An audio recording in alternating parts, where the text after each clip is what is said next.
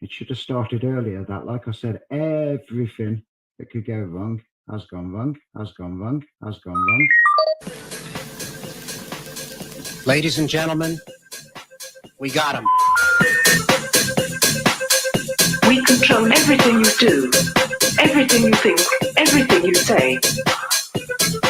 We decide who your friends will be, where you go to school, who you marry, how many kids you will have, and the car you will drive, and at what speed.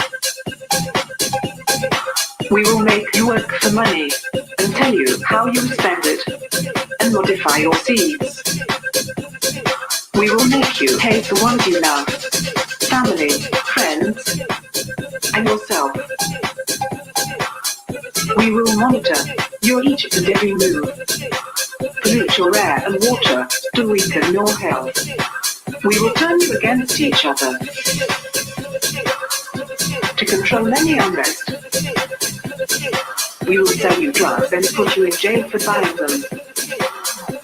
We know what's best.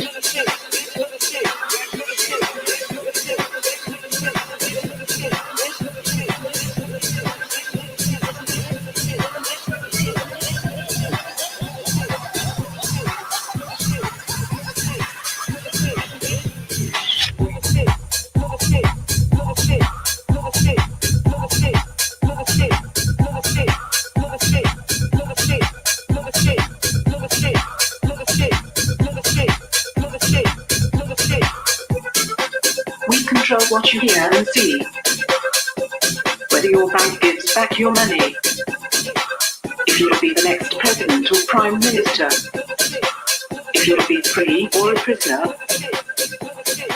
We decide when you go out, where, how long, how often.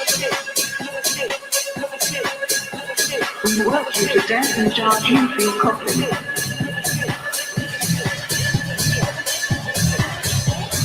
We are in control.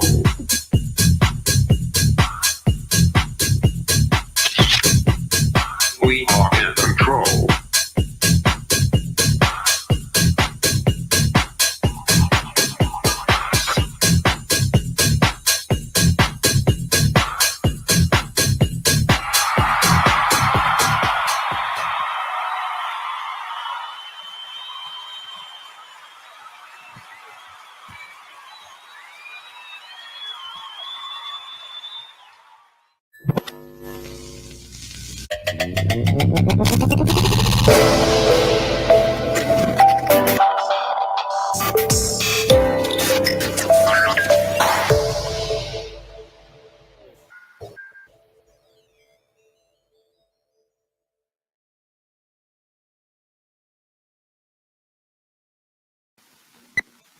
I've got one that can see.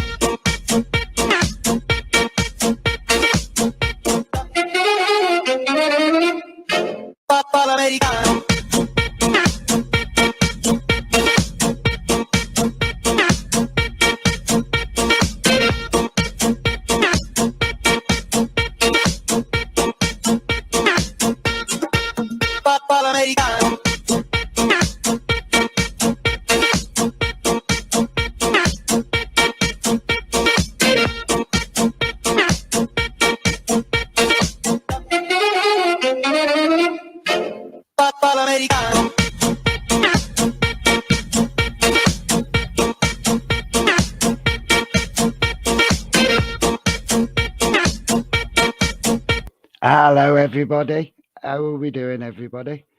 Right, we've got a show for us all tonight. We're going to be having a look at, well, years ago, I had some people knock my door. I was only a kid.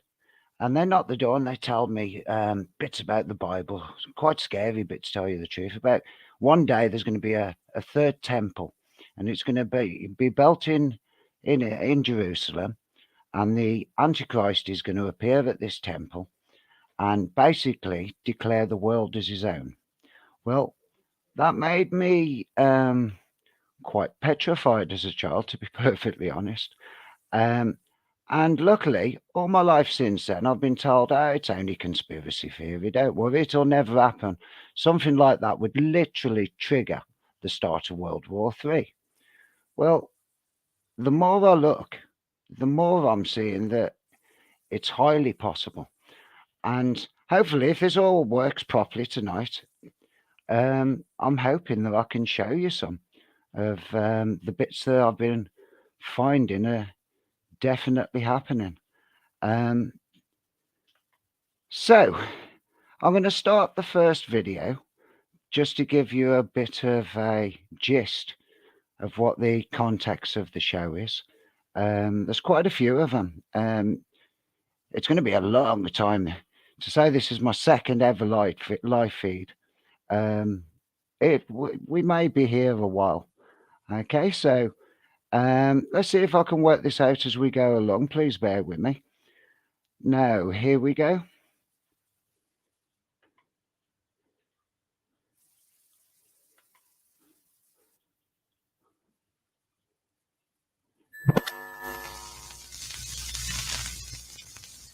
Welcome back. The Temple Mount is the site of the first and second Jewish temples, but for hundreds of years it's been occupied by Muslim shrines. The Al-Aqsa Mosque and the Golden Dome of the Rock now sit on the site. But some Jewish people want to build a third Jewish temple. CBN correspondent Julie Stahl spoke with expert Liz Healy about that vision and its challenges. Liz Healy, welcome to Jerusalem Dateline. Thank you. It's good to be here. Yeah, and we're here on the Mount of Olives with lots of tourists. And we're overlooking the Temple Mount with the Golden Dome of the Rock and the Al-Aqsa Mosque. What's the significance of the Temple Mount to Muslims? For Muslims, it's the third holiest site in their religion. But interestingly enough, it's not the Dome of the Rock, which is the most prominent site. It's the Al-Aqsa Mosque. What's the significance of the Temple Mount to the Jewish people? In Jewish tradition, this is where Adam was created.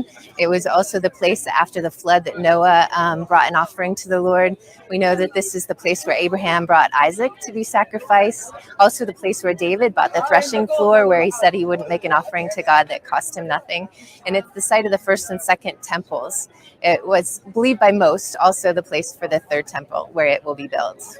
It's such a holy site to so many people. Why is it so controversial? I think that's the exact purpose, because it's so holy. And all the monotheistic religions, Christian, Jews, and Muslims, all feel like this is their place of worship. And so it's very controversial of who's going to actually end up on this mount. Do you think the three religions could share the Temple Mount?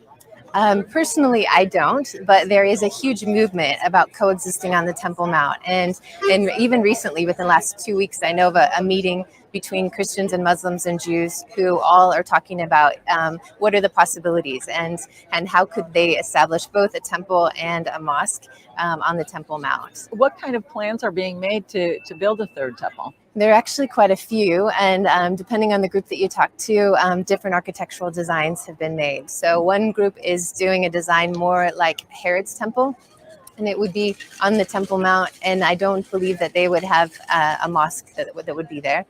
There are other groups that are more focused on the design that's given in Ezekiel, chapters 40 through 48, which is the next structure in Scripture that God said to build a temple in this way. And then even some archaeological research has been done recently that would say that the Holy of Holies is not under the Dome of the Rock, which is the most common assumption, but a little bit to the north. And that's why the coexist movement is moving forward, is because it's possible that they could be right next to each other on the Temple Mount. Where in the Bible does it talk about building a temple, a third temple? There's several references, and somewhat depends on interpretation, but we would begin in the book of Daniel, where it talks about the abomination of desolation. And we know that's happened once, but it talks of a future time where the sacrifices will again be taken away. So a temple would have to exist for the sacrifices to be done. We also see it listed in Matthew 24 and Mark 13 in 2 Thessalonians that all make a reference to a false Messiah setting himself up in a temple and declaring himself as God or removing the sacrifices.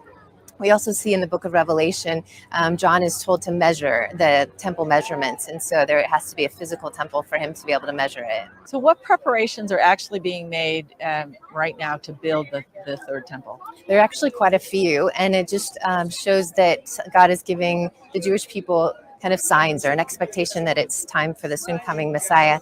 But there is a group specifically that has reestablished the Levitical priesthood. They just started a school a few months ago, and they have a registry for those who are from the Levitical line that they could come and be trained and be ready to do the service in the temple.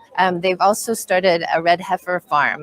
The Temple Institute did with an Israeli farmer, and that was again with ritual purity, that they need to have a red heifer that meets Jewish law and has been supervised and doesn't have any white hairs. It's completely red heifer to be able to be burned, mixed with running water, and then used to make everybody ritually pure to be able to go into the temple. I mean, right now, if Jewish people just going on the Temple Mount can create a riot sometimes. So can you envision a scenario where they would allow the temple to be built?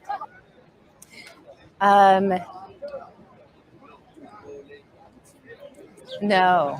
A lot of the scholars that I've spoken to talk about how the building of this next temple is really going to bring peace to Israel and to bring safety from all her enemies.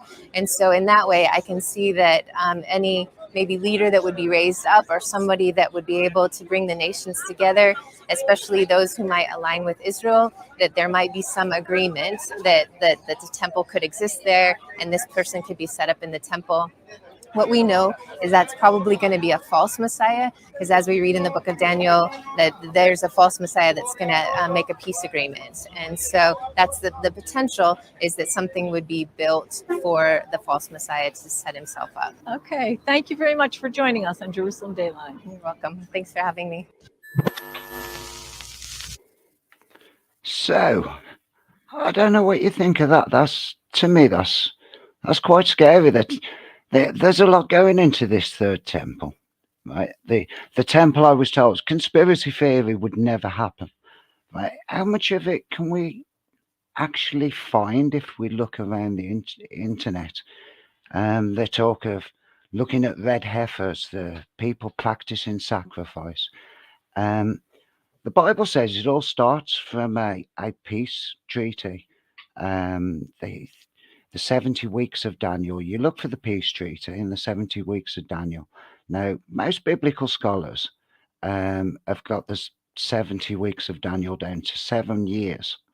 Right, halfway through the 7 years, the temple is meant to be built, and sacrifice is meant to be, I suppose, kind of banned. There's desecration of the altar, and in that time, the Jews are meant to have brought forward their own Messiah. How many of these things can we actually find if we sit and look for them? I found a couple now. In fact, I'll be honest, I found that much. This may be, to do it all, it may take a few Sundays. So keep your eyes open if you enjoy it. And we'll go into the next stage.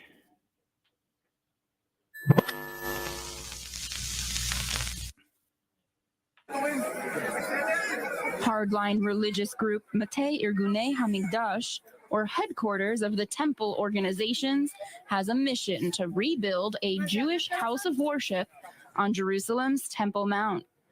Currently home to Al-Aqsa Mosque, Islam's third holiest site, the location has been long contested between the two religions. The Jewish group, however, maintains that the location is key for fulfilling biblical prophecies. It is a new start of the redemption. And we hope that next year or even before, we will be on the Temple Mount. The law will come from here. All the 70 nations, they will have a seat in the court, and the law will be the law of the Bible. On a rainy day before Passover, the organization gathers on a rooftop in the Old City to carry out a controversial practice: ritual sacrifice. Under the watch of high security, the sheep is brought to a secluded area. Religious followers continue to make final preparations. We're on another milestone in the process of the return of the Jewish people to their homeland. Young men playing the role of priests dress in biblical-looking clothes. It's now time to begin. Everyone gathers to pray as the priests reenact ancient traditions from the Bible. The event that takes place here is not an event in itself. It's a practice. It's a training. And people are coming here to learn, to understand. Out of the eye of the public, the sheep is slaughtered. Its blood is brought out for ritual use. And maybe this year, in 4 days later, the representative of the groups of the Israelites will come with their lamb to the yards of the temple. We built a kosher altar and start all the ritual of Pesach lambs. To complete the sacrifice, the lamb is skinned and displayed for the group. The body is cooked to be eaten later that night. On June 7, 1967, Israeli Brigade Commander Mothe Gur made an announcement the Jews had waited to hear for some 2,000 years. Retaking this ground was important for a number of reasons. For one, it's where King Solomon built the first Jewish temple. After the Babylonians destroyed it, Zerubbabel laid the foundation stone for a second temple that was later expanded by King Herod. It fell at the hands of the Romans in 70 AD. When Commander Gur declared that the Temple Mount was back in Jewish hands, it rekindled hope for a long-awaited Third Temple. The Six-Day War was a miracle of biblical proportions, and was a cataclysmic opening of a new era for Israel and for the whole world. Rabbi Chaim Richman of the Temple Institute is dedicated to rebuilding the Jewish temple. He sees the time since the Six-Day War as a prophetic shift. It would be hard, I think, not to see what's happened in the past 50 years as a tremendous jumpstart, a tremendous fast forward. It's more than prophetic. It's like a kiss from heaven, you know, it's like a divine kiss. It's an intimate brush with the reality of God's compassion and love. And he keeps his promises. The Institute shares a key connection to the battle for Jerusalem. Its founder, Rabbi Yisrael Ariel, served with the 55th Paratrooper Brigade that captured the Temple Mount. After the victory, a Jordanian guide gave them a remarkable tour. His job was to carry the company machine gun. There's a very beautiful photograph of that. He actually, the first night of the liberation of Jerusalem, he was given the task of guarding over the spot of the Dome of the Rock, which of course we believe is the Holy of Holies. The story, though, that he told us is that the soldiers were on the Temple Mount, and it was just like the first hour or so. And they were approached by a Jordanian fellow in Western dress who explained that he was the official tour guide for the Jordanian parliament, and he offered to take the soldiers and show them the sights on the Temple Mount. And he takes the soldiers, you know, the rabbi there, and he says, well, this is exactly where the sanctuary stood. This is where the altar stood. And then this is where the menorah stood. It tells him all these things about the history of the Holy Temple. Finally, the rabbi asked him, why are you telling us all this? And he said, well, we have a tradition from our fathers, from their fathers, that one day the Jews would wage a war and conquer this mountain and rebuild the Holy Temple. And I assume that you're starting tomorrow. And I want this to be my part in helping you. What was their reaction to that story? Well, gosh, I guess yes, they were pretty surprised. But the bottom line is, in hindsight, it doesn't look like we were ready. 50 years later, that's changed, with the Temple Institute preparing blueprints and gathering official temple elements, such as the priestly garments. Richmond is also dispelling myths about the temple on today's digital loudspeaker, YouTube. Let's start at the beginning. What was the Holy Temple really all about? All of this means talk of rebuilding the temple is no longer considered a fringe idea. Today, there is a lobby in the Knesset of how many members of Knesset that are constantly speaking about Jewish rights to pray on the Temple Mount. There are members of Knesset that actually talk about the rebuilding of the Holy Temple. Do you understand that 20 years ago, these people wouldn't have been given a moment on prime time television in Israel to say these things? They would have been laughed out. So a few years ago, this was considered fringe? Zealots, lunatics, peculiar. Today it's mainstream. One of those members is Yehuda Glick. 10 years ago, there was not a single member of Knesset who ascended Temple Mount. Today, we have 20 of the Knesset members who are interested in ascending Temple Mount, praying on the Temple Mount, and are part in the battle for the redemption of the Temple Mount and for bringing the Temple Mount back into the center of the next step in the redemption process.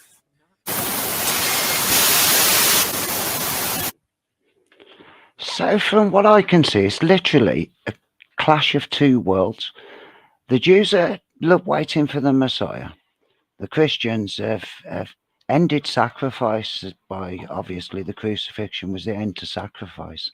Now, when you look at the book of Revelations, it's quite scary. It starts talking of mark of the beast. Without it, you can't buy or sell. Well, there's plenty of things now that go into the hand, like the book says, or into the forehead, which could stop you buying and selling. If your bank account, your smart card was a microchip in the back of your hand, maybe push for convenience, well, it'd cover the mark of the beast perfect. And there's plenty of them around. Right now, all this is meant to happen during this period. Now, the Bible states there's a peace treaty in the Middle East that will come first. If we can crack when the peace treaty happened or when it happens, maybe we'll get somewhere. But anyway, here's a little bit more. Tell me what you think.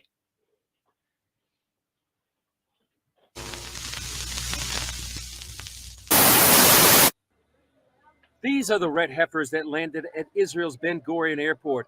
Rabbis believe the ashes of a red heifer are necessary for purifying priests to serve in a future temple. The heifers were discovered and brought to Israel with the help of the Bonei Israel Building Israel organization and its team leader, Byron Stinson.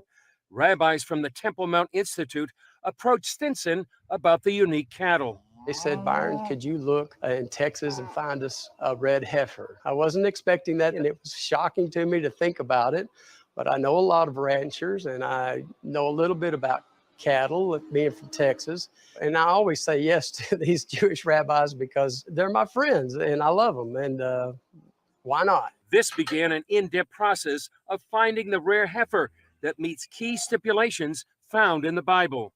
The Bible gives us a clue as to the significance of the red heifers here in Numbers chapter 19, verse 1 and 2, where it says that God spoke to Moses and Aaron saying, "This is the ritual law that God has commanded, instruct the children of Israel to bring you a red cow without blemish, in which there is no defect, and on which no yoke has been laid."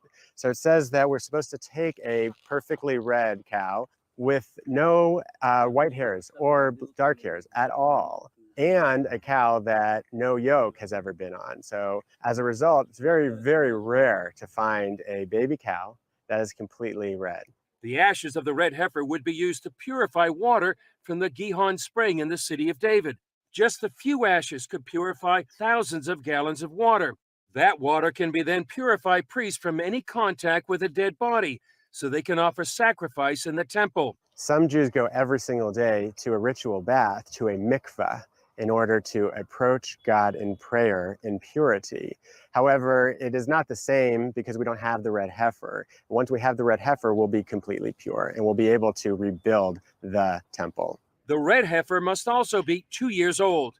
These cattle are just around a year old and could qualify in just over a year. So if they're able to make it without growing the white hairs or black hairs, I think with 5 of them, we have a really good chance of that. Then they will be the first one in 2,000 years. The Jewish sage Maimonides from the 12th century said throughout the first and second temples there were 9 red heifers. He said the 10th would signal the appearance of the Messiah. That's why many are excited about this arrival. Chris Mitchell, CBN News, Jerusalem.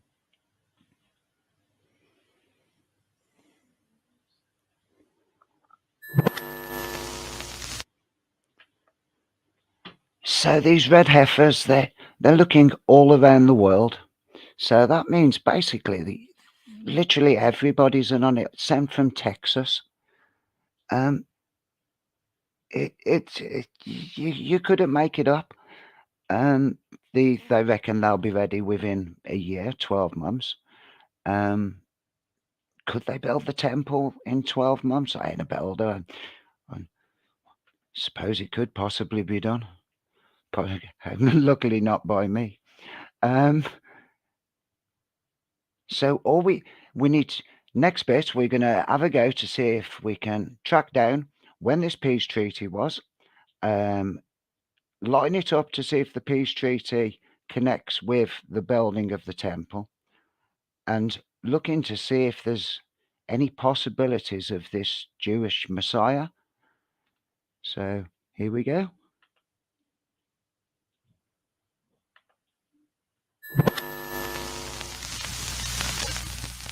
A third temple update video. This is from October 12th, 2022. The reenactment of the water libation held to prepare the third temple. And worth mentioning right now, Sukkot is going on, or the Feast of Tabernacles, or the Feast of Shelters or Booths. This is a Jewish holiday, the 7th and the last feast that the Lord commanded Israel to observe, and one of the 3 feasts that they were told to go and appear before the Lord your God in the place which he shall choose. The importance of the Feast of Tabernacles is that it can be seen how many times in Scripture it was mentioned to point out important events. One thing that happened during the Feast of Tabernacles was that Solomon's temple was dedicated to the Lord. That's 1 Kings 8:2. And it was also during the Feast of Tabernacle that the Israelites who had returned to rebuild the temple gathered to celebrate under the leadership of Joshua and Zerubbabel in Ezra 3, and many other instances, many events that went on in Scripture during the Feast of Tabernacles. But I'm going to read this article from 365 News. This is about the reenactment of the water libation held to prepare for the third temple. I believe 2 Thessalonians 2:4 and the reference that the Antichrist will stand within the temple of God. I believe that they will build a third temple again, and the Antichrist will stand in this temple and demand the worship of everyone in the entire world who worships any god to worship him within this temple. The Jewish people are doing everything they can to build it, and not only that, but many of them hold this belief system that all the nations of the world will go there to worship, therefore making sense and leading to the conclusion that the Antichrist will demand the nation's worship from this third temple. So I'm just going to read this article. I'll leave it linked in the description if you'd like to read it yourself. It says, "Joyful shall you draw water from the fountains of triumph," Isaiah 12:3. On Tuesday, a full-dress reenactment of the water libation as it was performed in the temple was held in Jerusalem with several hundred participants led by Kohanim and priestly guard, accompanied by Levites playing musical instruments. The event began at Shar Hashbot, the Dung Gate in Jerusalem's Old City, where participants joined Kohanim, priests, in biblically mandated vestments, and Levites with musical instruments, also wearing special vestments. The musically gifted Levites led the ceremony with joyous music on drums, violin, guitar, clarinet, winding down ancient walkways into the valley below the Temple Mount. The crowd sang and danced as they passed from the archaeological remains of the ancient city of David through an Arab village to the Shiloh or Siloam spring, which was used in the temple times. The procession was punctuated by stops during which 4-foot-long pure silver trumpets were sounded. The event was overseen by Rabbi Yisrael Ariel, the founder of the Temple Institute, and quite a few other rabbis. You can read the list on the website. At the head of the parade was the gold vessel, the water jug. At the Shiloh pool, the jug was filled. The procession climbed back up to the top of the mountain. A model altar and its utensils had been set up in an open area adjacent to the western wall. The altar was decorated with large leafy willow branches, as was done in the temple. The ceremony culminated in the priestly blessing, after which the 1 in 7 years Hakal ceremony was held. Though not explicitly mandated in the Torah, the water libation is part of the oral tradition passed down from Moses. Sukkot is a joyous holiday, and the water libation was the focal point of this joy. In the temple, the ceremony would take 15 hours, with accompanying celebrations lasting all night until the temple service began again the next morning. Nations came from around the world to take part in the Sukkot celebrations, making it an international worship of God. In temple times, a libation of water was made together with the pouring out of wine at the morning service on the last 6 days of the week-long Sukkot holiday, descending with the golden vessel to the temple to the Sukkot spring at the base of Mount Moriah, where they filled the flask with the 3 log of spring water, approximately 2 pints, and returned to the temple. 2 priests then ascended to the stone altar in the temple's inner courtyard, placing 2 silver cups on the southwestern corner. 1 priest poured the water from the silver flask, while the second priest simultaneously poured wine from the second cup, both liquids flowing into holes in the altar specially prepared for the ceremony. The Shiloh pool, Siloam in English and Salwan in Arabic, was a huge biblical import that will reemerge when the third temple is built. The pool of Siloam was the starting point for the pilgrims who made the annulling pilgrimage to Jerusalem for the biblical feasts. They would use the pool to wash and ritually purify themselves before ascending by foot to the inner court of the Temple Mount to bring their sacrificial offerings. Located outside the walls of the old city of Jerusalem to the southeast, the pool is fed by the waters of Gihon Spring, which are carried there by the Siloam Tunnel, also known as Hezekiah's Tunnel, sometimes referred to in the Bible as the Lower Pool. The pool was built during the reign of Hezekiah, 715 to 687 BC, to replace an older Canaanite tunnel known biblically as the Upper Pool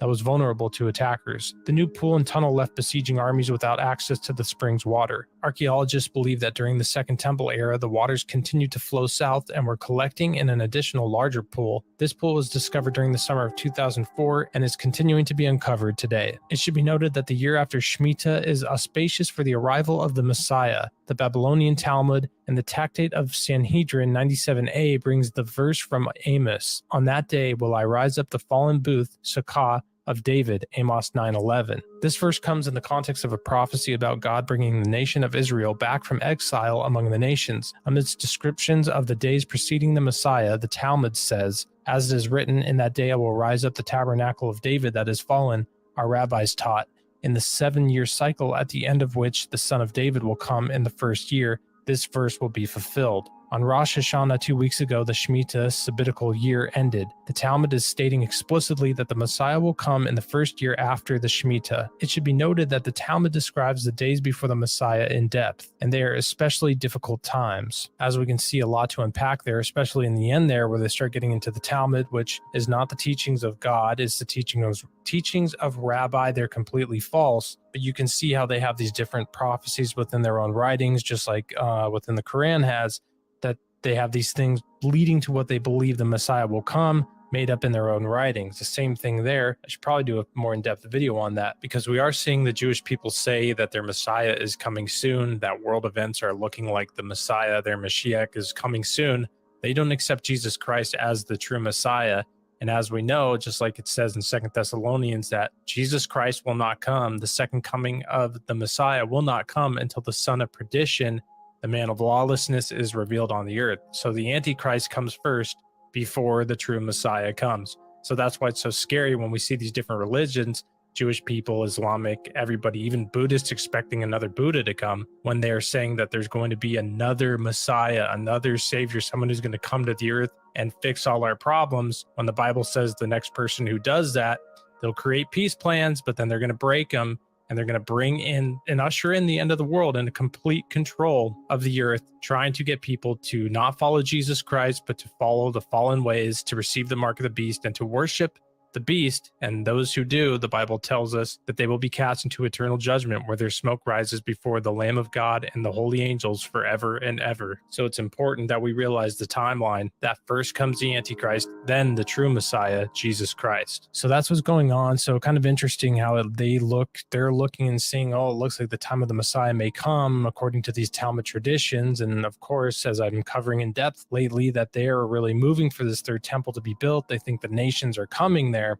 And as we see, this is just kind of where they're pushing and what they're really, really aiming for. Just amazing that this is going on and the Feast of Tabernacles is going on. Just more moves of seeing prophecy being moved in place in the times that we're alive. So just a quick update on some more Third Temple news. I'll keep covering it as it comes out. Jesus is the Christ, the Messiah, the only way to salvation from this earth. Seek him and talk to him if you haven't. He will reveal to you that he is real. Talk to Jesus. He cares. Thanks for watching, and God bless.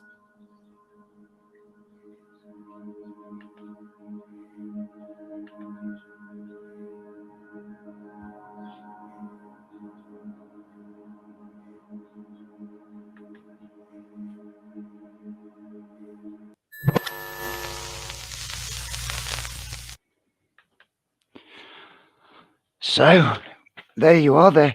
So, the real Messiah can't come back until the false Messiah reveals himself. That's what all the major religions believe. I was speaking to my Muslim friend the other day, and funny enough, they're waiting for the one-eyed man. I believe in the Quran he's known as Isa, who is their version of Jesus. They believe he's the Messiah. They're waiting for him to come back. To the point where they fear him coming back. They buried all their dead and bricked up the gate so he couldn't come back in. I'm not quite sure how you're going to stop that happening. But turns out they bricked up the wrong gate anyway. So, yeah, quite a lot going on over there. And it's quite worrying, really, because let's be honest, the last 2 years has been quite a strange time. And why the world suddenly becomes so evil, nobody really knows. I mean, it was bad enough, but the last 2 years or so has been tremendously bad. I'm sure you'll all agree.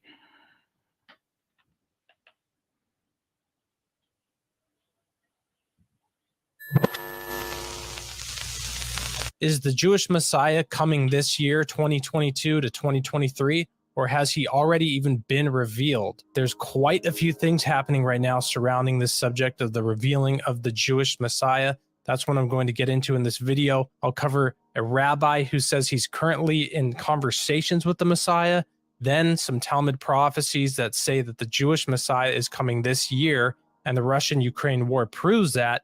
And lastly, a candidate that looks like he's gaining prominence in Israel that points to him potentially rising to the level of prominence that we will need to see to fulfill the prophecies of the false prophet and the Antichrist. First, I'm going to get into the rabbi who claims that he is talking and holding meetings with the Messiah already. This is from Israel Today, and the article says Israeli rabbi says he's already holding meetings with the Messiah. I'll read a little bit from this article and then get into the Talmud prophecies. A recent interview on Israeli radio featured prominent rabbis explaining that the Messiah is just about to reveal himself. Rabbi Yaakov Zischoltz told Religious Broadcast Radio 2000 that Rabbi Chaim Kanivsky, who passed away earlier this year, had told him that Kanivsky was already in direct contact with the Messiah. To understand why religious Jews are taking this seriously, it's important to know that Rabbi Chaim Kanivsky was considered one of the 2 or 3 top rabbis in the ultra-Orthodox Jewish community in Israel. The article also says that Rabbi Zischoltz says that Kanivsky and others of the mystical concealed rabbis had tasked him with informing the public of the Messiah's imminent arrival. A few mentions within the article about what point to their belief that the Messiah is coming. One is it says Rabbi Cook responded that when the Messiah arrives, the Sea of Galilee will be full. In a few weeks, the Sea of Galilee will be full for the first time since Rabbi Cook made this statement. Lastly, it says that a few rabbis from decades ago and some of Israel's most revered sages both predicted that Benjamin Netanyahu would be the state of Israel's last prime minister prior to the Messianic age. A great many, if not most, of the Orthodox Jews in Israel continue to believe that to be true. As Israel's last round of elections near November 1st of 2022, Netanyahu again looks poised for victory. So as we see many of the Jewish people's, the Orthodox Jewish people's beliefs of the coming Messiah are not just taken from what we Christians believe in the Old Testament prophecies that pointed to Jesus. but they have many of these other Talmud prophecies and some of these sages and these rabbis coming up with their own prophecies that point to a messianic age because they reject Jesus as the true Christ. And some of these prophecies are within the Talmud, which is a central text of rabbinical Judaism, and it's a primary source of religious law in Jewish theology. On March 31st, 2022, an article from Israel 365 News says Talmudic prophecy reveals Russia-Ukraine war indicates Messiah's arrival as early as 2022. I'll read the most important parts of this article that point to what the rabbi is claiming here.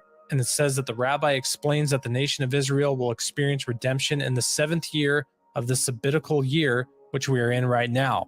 Furthermore, the rabbi adds that the war in Ukraine is happening in the months that are associated with redemption, Adar, which the Jewish people celebrate their redemption from the destruction during the holiday of Purim and Nisan in March and April, where the Jewish people celebrate the redemption from Egypt on the holiday of Passover. The Talmud says that the Jewish people will be redeemed in the 7th year in the sabbatical year. Not only are we in the sabbatical year, but we are in the 3 months of the year that are really geared for redemption. That's 2 months of Adar, where the redemption of Purim occurred, and the following month of Nisan, where the redemption of Passover, leaving Egypt, occurred. Rabbi Richer explains that the Talmud prophesies wars in the 7th year, and in the 8th year, the Messiah will arrive. The Tractate of Derek Zuda, in the 10th chapter, the first law, it says that there will be wars during the 7th year, specifically at the end of the 7th year. At the beginning of the 8th year, the Messiah of David will come to redeem the Jewish people, the Mashiach, the son of David. The rabbi explains that when the wars end in the 7th year, the Messiah, a descendant of David, arrives in the 8th year, September 2022 to September 2023. Here's the last quote of this article. It says that in the 7th year there are wars, and that represents the beginning of redemption, and then the Messiah comes on the eve of the 7th year. So most of the commentaries say that there are, of course, 2 Messiahs. There's the Messiah, the son of Joseph, who fights the battles, who's the physical side of the redemption of the Jewish people, and that happens during the 7th year, wars, etc. And then after the 7th year is over, the beginning of the 8th year, that is the Messiah of David. That's the first time that I've ever heard a reference to the Jewish people expecting or believing in 2 coming Messiahs. But isn't that interesting with what we know from Bible prophecy of the Antichrist and the false prophet? Also worth noting, another rabbi claims in his book, Elim, when you see the nations inciting one another, challenging one another, threatening one another, be prepared for Mashiach. Very similar to what we hear and what we know from the words of Jesus in Matthew 24. In the end, there will be wars and rumors of wars, but see that you're not troubled, for the end is not yet, and these things must come to pass. Then the Antichrist comes. That's the guideline we have in the New Testament. Wars, rumors of wars, Antichrist. What we're hearing here from the law and the tradition of the Jewish people, according to the Talmud, it's wars and rumors of wars, then Messiah, which leads to what may be the most interesting part of this video, which is the prominent rabbi who has been rising up in Israel over the past few years, Rabbi Rav Shlomo Yehuda. And this rabbi has been gaining a lot of prominence the past few years. He's actually considered the Yanuka, which is a person who rises up very rarely within generations. They say that's how rare it is that some will rise up once every generation. And is somebody who knows the Torah and understands the Torah way beyond what anyone else says. There's stories of him just sitting at the Western Wall, speaking of the Torah. They say he's melting into himself and just speaking the Torah so well that these people are just awestruck at his teaching and what he's saying. Now, I'm not... Ain't the Muslims been making this claim for years that they can recite the words of the Quran from memory? Ain't the millions of Muslims who say they can recite the words word for word as it's written, right? But this one guy, that's seen as a miracle. Apparently understands the Torah better than any known person alive, any rabbi, right? That's seen as a miracle. Not going to claim that this guy is the Antichrist or the false prophet, but as people rise up in prominence in these different religions all around the world, even in America, if a so-called Christian were to rise up and was not living according to the Bible and looked as if he would potentially fulfill the prophecies of the Antichrist or the false prophet, I would make a video on him as well. So I'm not saying that this is what this guy is, but when people rise to prominence and they could potentially lead to fulfill these prophecies, then they're just looked at and evaluated. And what's strange about this guy, first off, the fact that he's the Yanuka and he has this profound level of understanding of the Torah, as well as there's a video from 2021 at the Western Wall. First off, as he's walking up to the Western Wall, he's being completely crowded and surrounded and really crushed by the public trying to get close to him. Pretty strange just seeing the public in awe of such a figure as him for just being a rabbi. And he's so young, and that's part of the thing of the Yanuka, that he takes up to the Torah so young. And there's a picture of him here at the Western Wall in the little section where normally it's made for very high up rabbis who are normally very old, who have been within the rabbinical order for a long time, and they have this prominence. And then here they let this Rav Shlomo Yehuda guy in, and here they let him into this section of the Western Wall where normally they only allow very prominent rabbis in. And as you can see, all these people around watching him at the Western Wall, praying at the Western Wall, and you can even see, I'll put up on the screen, rabbis coming and kissing his hand, these more prominent rabbis, these older rabbis, showing their respect to him. So just strange seeing such a young figure rise up to the level this man is. And then a more recent, just as of yesterday, October 19th, 2022, one of the most prominent rabbis from New York goes and visits Israel to go and visit the Yanuka. For what reason? Giving him his blessing? I mean, the Israeli people are expecting a Messiah. They're expecting this person to come, this person to save them. And this person will take the world by storm. And when when the Jewish Messiah comes, he will fulfill everything the Jewish people are looking for.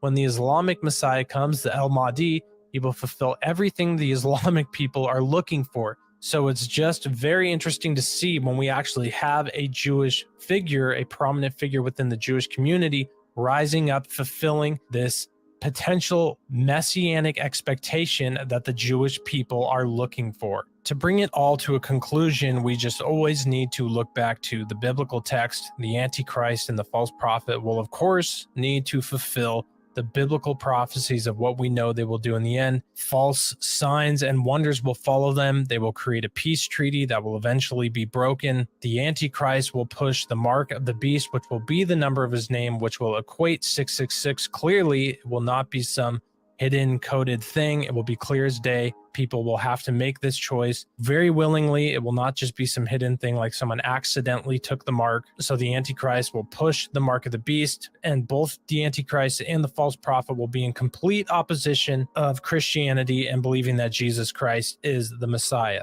Now, those qualities will probably not all appear at once, so that's why it's good to just keep an eye out when people are rising to prominence. But these are factors that we always have to look back on to be completely sure who the Antichrist or the false prophet is when they come on the scene. Has to be backed up by the Bible. So again, I'm not saying this guy is the Antichrist or the false prophet, but we have to look at prominent figures when they rise up. So who do you think the Antichrist will be? Where do you think he will come from? When do you think he'll come? You can leave that in the comments below.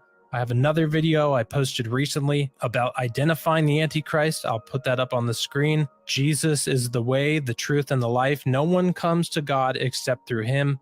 Thanks for watching, and God bless.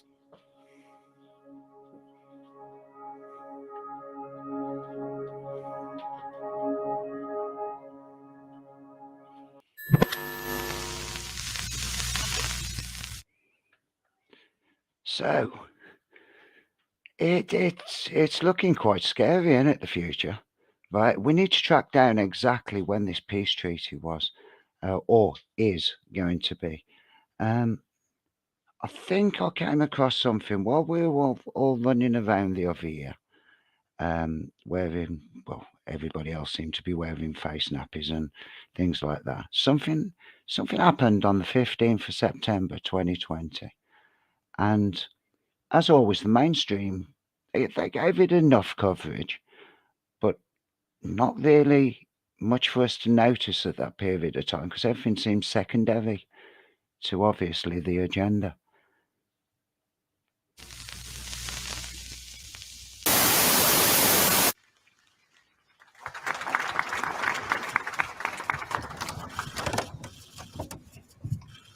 The President of the United States, the Prime Minister of the State of Israel, and His Highness, the Minister of Foreign Affairs and International Cooperation of the United Arab Emirates, will sign a treaty of peace, diplomatic relations, and full normalization. They will each sign 3 copies, one in English, Hebrew, and Arabic. We kindly ask that all guests remain seated for the signing of the documents.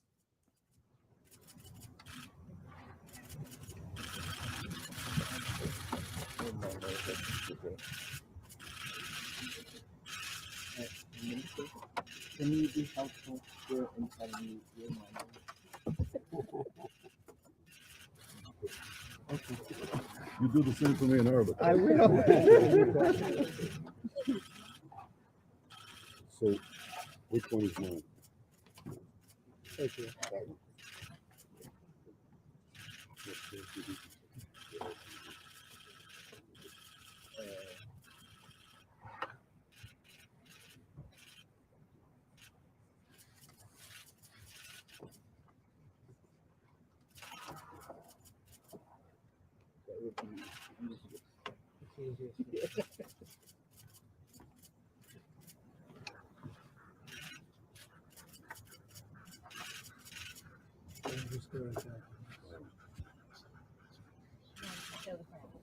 $26 years.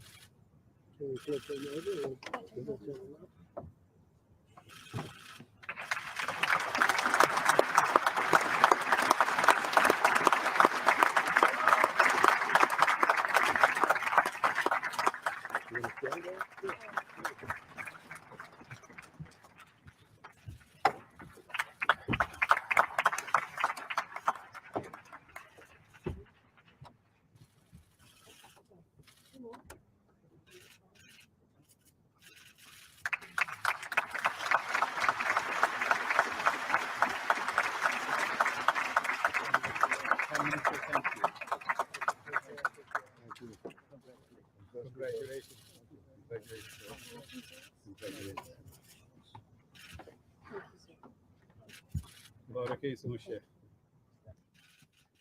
The President of the United States, the Prime Minister of the State of Israel, and the Minister of the Foreign Affairs of the Kingdom of Bahrain will now sign the Declaration of Peace. They will each sign 3 copies, one in English, Hebrew, and Arabic. We kindly ask that all guests remain seated for the signing of the documents.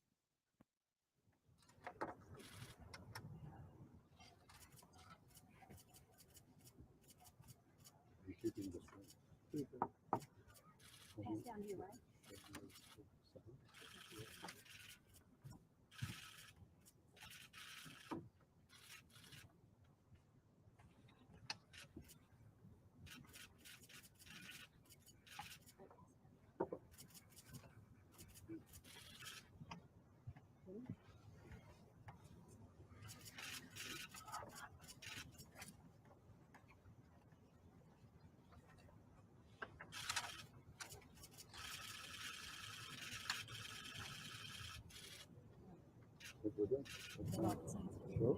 Yes.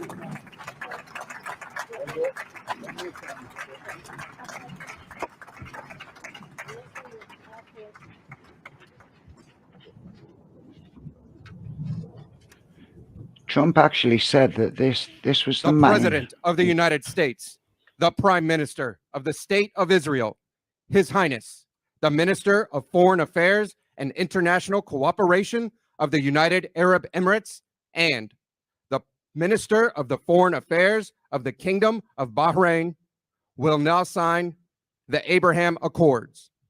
They will each sign 4 copies, one in English, one in Hebrew, and 2 in Arabic.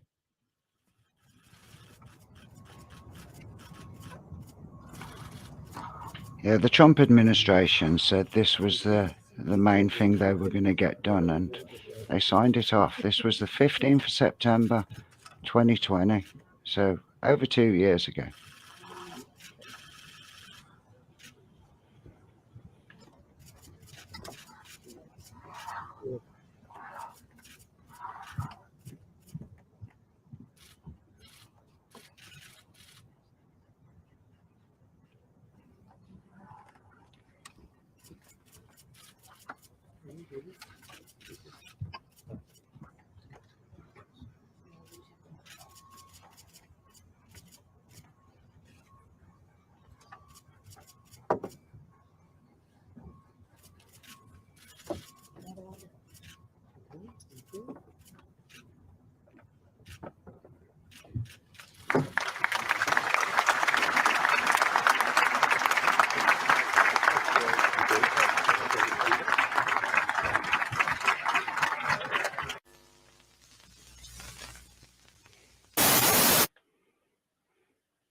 So yeah, it's all a bit all happening over there.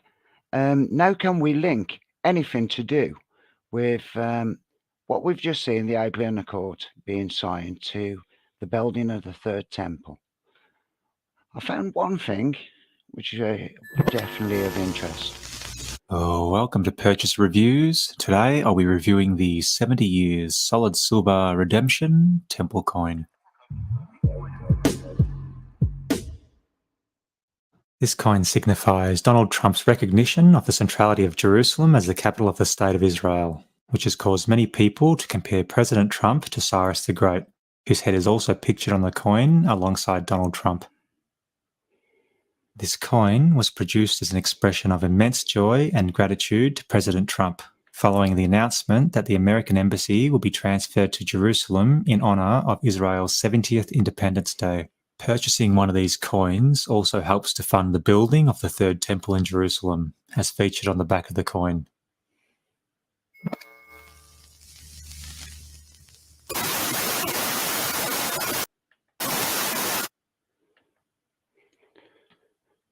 So there's definitely lots happening over there. It's happening all the while as well. Every time I look, there's a new one of these revelation prophecies coming, looking like it's going to happen. Which, luckily for me, I'm a Christian, so I can put my faith in that. But it kind of explains why everything seems to be getting worse. It kind of explains why the world seems to be getting darker by the day, and how the people that we're apparently meant to democratically vote in are meant to help us, but they do totally the opposite. We've got a world of just corruption and evil, and it kind of makes you think that when you look at the book, and it gives you morals to live your life by. And if we all had lived our life by those same morals, would the world be in this mess now? I suppose the cameras are only there because we used shoplifting and stealing, and we gave them every excuse, and then we let them do it. So I don't know. It's just food for thought. Now I'm gonna end it with this one over here. I've got to skip this bit because I'll be honest, I made a mistake. When I put the little presentation together, somehow, instead of pressing remove, I ended up pressing copy or something. I've ended up putting it in there twice. So I thought this would be perfect for the final thought.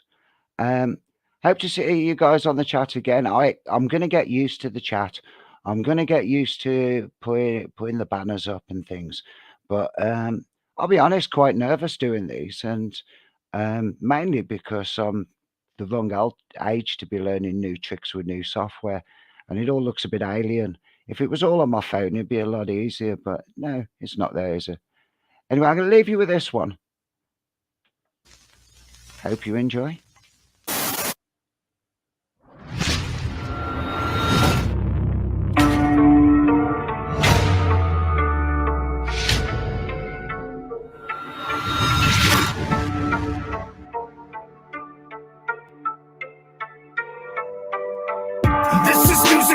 destined for this time and age, bringing the message with solutions that prepares a way. While we're still human, moving closer towards the judgment day, they have invaded, grooming sheep unless they set the stage. I fear no evil, I got Jesus, my deliverer. I've been forgiven, saved, no longer a prisoner. I've been redeemed, made, I'm an alien, a visitor. That's right, I'm freed, I'm remade with the signature. Got a new vision, I've been saved because his son is risen. It's a decision that was made to send me on this mission, exposing lies and proclaiming truth without no fear. We see the signs of the times and we shout it clear. Unfolding prophecy that's obviously happening, erupting rapidly, it's absolutely baffling. We cannot panic even if they plan a whole pandemic. We knew eugenics was a scam to hybridize genetics. Needed a lie to unite the world to all obey. They've always tried throughout time to change our DNA, paving the way for the Antichrist and one world government with sheep are lining up to take the mark. They're loving it. What in the world could be happening? When everyone that you know has been controlled into panicking, mind control like the mannequins. Is this a sign of the times, revelation, unraveling? What in the world could be happening? When everyone that you know has been controlled into panicking, mind control like the mannequins. Is this a sign of the times, revelation, unraveling? Truth is exclusive, it's not relative, it's absolute. It's undisputed, it's been proven, there's no substitute. Conclusive facts are now offensive in our current times. You'll get attacked if you attempt to shift a paradigm. You can't relax enough to share your mind or even have a thought. You might get bullied by the left, acting like robots. Automatons that respond like they're human pawns. Virtue signaling their masks toward Babylon. In every area we're seeing mass hysteria, and not just in America but everywhere. Staring in the face of Armageddon as we're heading toward apocalyptic waters that we're treading toward America's dead end, producing misanthropic modern day demonic like embodiments, modifying their minds, their bodies, and environments, censoring anything that's offensive unto the narrative, frightening anybody whose actions are not affirmative. So what's the real message we're seeing from these progressives? If you don't agree with them, then they get violent and aggressive. Essentially what they're doing is making people submissive, till eventually beliefs and opinions won't be permitted. What in the world could be happening? When everyone that you know has been controlled into panicking, mind control like the mannequins. Is this a sign of the times, revelation, unraveling? What in the world could be happening? When everyone that you know has been controlled into panicking, mind control like the mannequins. Is this a sign of the times, revelation, unraveling? Open your eyes, hear the warning call, the great divide on both sides, and the lies told big and small. But unified, we will never fall. With Jesus Christ on our side, we're like watchmen on the wall. His word was given as pre-written future history, and can be counted on with confidence and certainty. Not poetry or allegory in its own category. Absolutely, positively, it's his story. For everything there is a season. There comes a time to serve a purpose that is planned out for a reason. When evil needs to be defeated, we must unite and come together and even fight if it be needed. Ready for anything, prepared for coming prophecy. It's like we're living in the movie Idiocracy. No second guessing, I got weapons, I got ammunition. Both in the spiritual and physical, I have a mission. Protect my faith and my family from the opposition. I'm not afraid to take a stand and make a split decision. I know my rights, I know the law, so don't you tread on me. Won't turn my cheek if you try to take my liberty. What in the world could be happening? When everyone that you know has been controlled into panicking, mind control like the mannequins. Is this a sign of the times, revelation, unraveling? What in the world could be happening? When everyone that you know has been controlled into panicking, mind control like the mannequins. Is this a sign of the times, revelation, unraveling?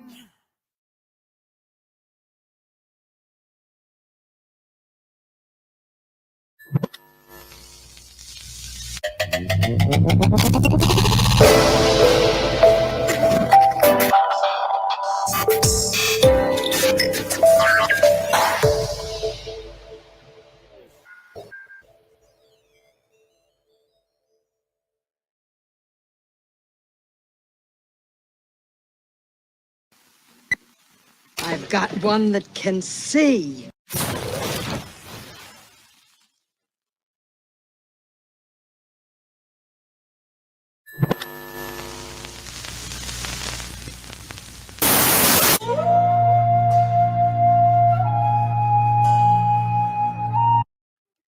It should have started earlier. That, like I said, everything that could go wrong has gone wrong, has gone wrong, has gone wrong. Ladies and gentlemen, we got him. We control everything you do, everything you think, everything you say. We decide who your friends will be, where you go to school, who you marry, how many kids you will have, and the car you will drive, and at what speed. We will make you work for money, and tell you how you spend it, and modify your seeds. We will make you hate the ones you love, family, friends, and yourself. We will monitor your each and every move, pollute your air and water to weaken your health. We will turn you against each other to control any unrest. We will sell you drugs and put you in jail for buying them. We know what's best.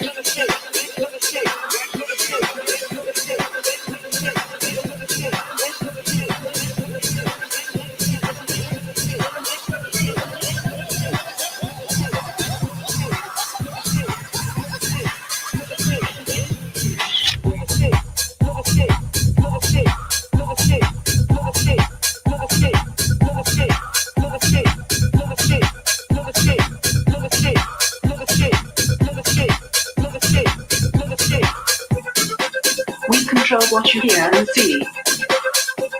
Whether your bank gives back your money. If you'll be the next president or prime minister. If you'll be free or a prisoner. We decide when you go out, where, how long, how often. We work you to death and charge you for your coffin.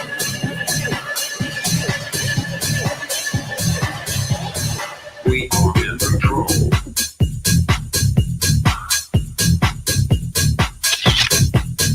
We are in control.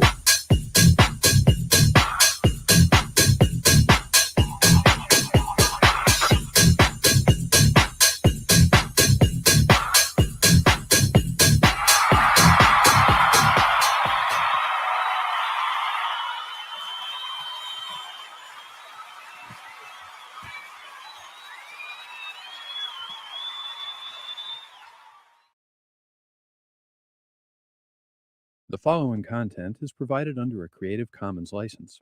Your support will help MIT OpenCourseWare continue to offer high-quality educational resources for free. To make a donation or view additional materials from hundreds of MIT courses, visit MIT OpenCourseWare at ocw.mit.edu. Some funny things happened on the way to the moon as a takeoff of funny things happened on the way to the forum. And